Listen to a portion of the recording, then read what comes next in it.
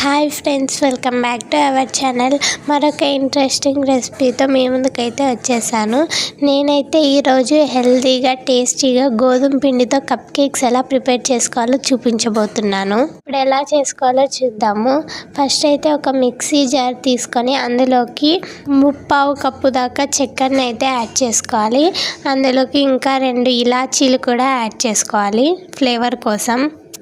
మూత పెట్టి fine powder లాగా గ్రైండ్ చేసి పక్కన పెట్టుకోవాలి. ఇప్పుడైతే ఒక మిక్సింగ్ బౌల్ తీసుకొని అందులోకి 1 కప్పు దాకా గోధుమ పిండిని అయితే యాడ్ చేసుకోవాలి. అలాగే మనం ముందుగా పౌడర్ చేసుకున్న షుగర్ పౌడర్ని అయితే యాడ్ చేసుకోవాలి.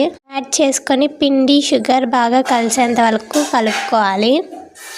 ఇందులోకి 2 టేబుల్ స్పూన్ దాకా ఫ్లేవర్లెస్ ఆయిల్ అయితే యాడ్ చేసుకోవాలి.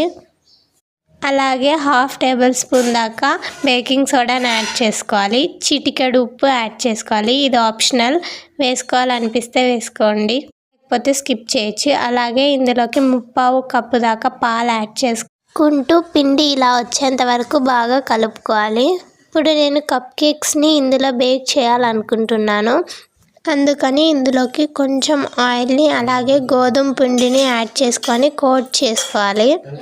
ఇంతకుముందు మనం మిక్స్ చేసుకున్న బ్యాటర్ని ఇందులోకి యాడ్ చేసుకోవడమే. తప్పకుండా ట్రై చేయండి. చూడండి, వీడియోలో చూపిస్తున్నట్లు కోట్ చేసుకోవాలి. ఇలాగా అన్నీ ఫిల్ చేసుకున్న తర్వాత 2-3 టైమ్స్ ట్యాప్ చేయాలి, ఎయిర్ గ్యాప్స్ లేకుండా.